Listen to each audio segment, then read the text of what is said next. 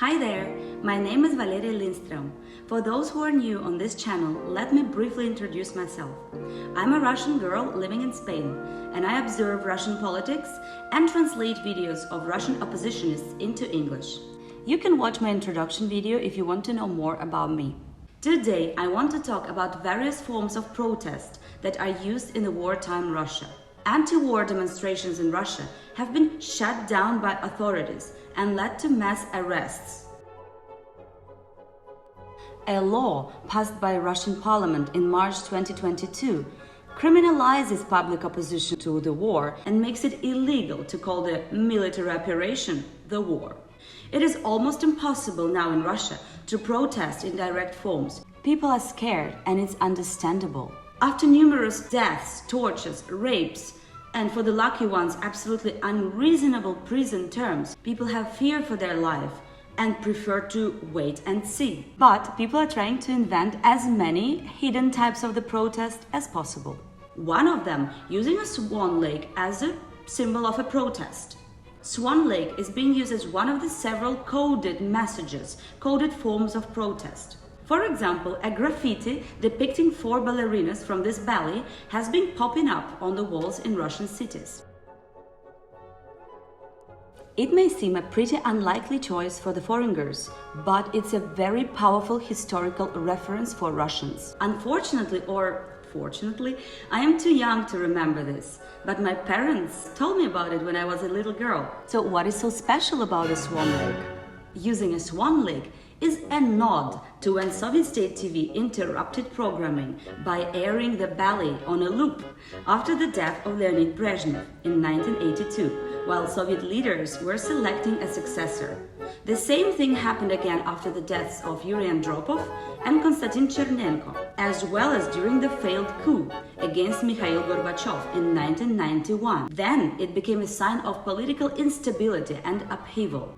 For many people, it has become a symbol of changes, but most importantly, it became one of these coded messages that state simply cannot stop people from using. Graffiti, t-shirts, social media memes. Very often people are changing their avatars on social media to the images from the ballet. It is a way to say no war without saying no war.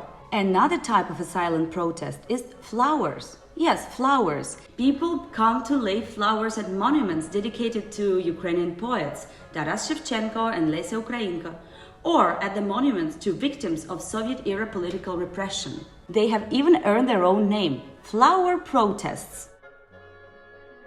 Граждане у нас продолжают нести цветы к тем монументам, к тем памятникам, которые кажутся им ассоциирующимися с происходящими событиями. Мы помним, что это начало происходить после ракетного обстрела Днепра, после того, как ракета попала в жилой дом, и мы тогда сказали, что вот по непонятным пока нам причинам нам кажется, что это какой-то game changer, что это какое-то событие, которое повлияет на общественное мнение. Тогда мы стали отслеживать этот цветочный протест, и, кажется, не ошиблись, он отвечает, так сказать, критерию длительности, критерию повторяемости, который в любом политическом процессе так важен. Значит, что у нас со статистикой? Некоторое, так сказать, обострение этой цветочной активности, естественно, произошло в годовщину. Люди чаще и в большем количестве мест стали приносить вот эти самые цветочки. Значит, именно на годовщину цветочный протест зафиксирован в 58 городах. 81 мемориал, то есть мемориалов больше, чем городов. Рекордсмен Петербург. 11 такого рода мест.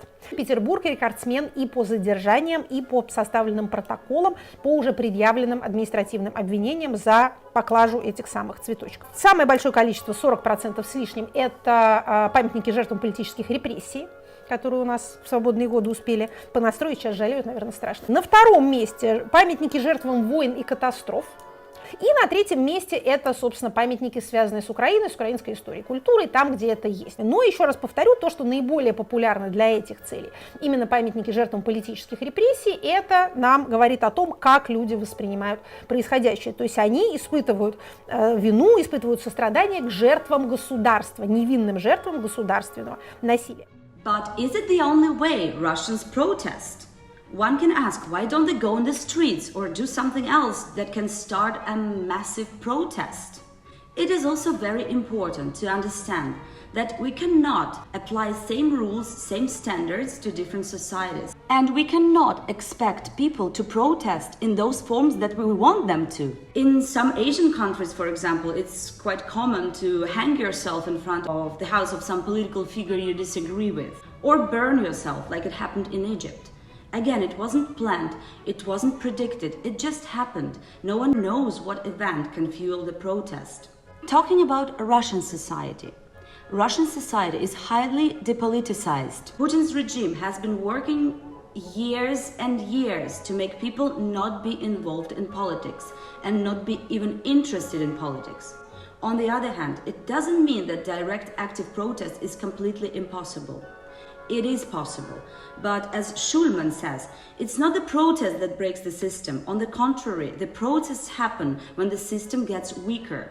As soon as there is a breach, the possibility, people go to the streets. We have seen it in the past, when the yesterday's Soviet men and women went to the streets to express their opinion and defend their ideals in 1991. But most of the time, there still is a protest in Russia. It has its specific format, inherent to the specific context. It doesn't have to look like you expect it to look like. Again, I refer to Schulman.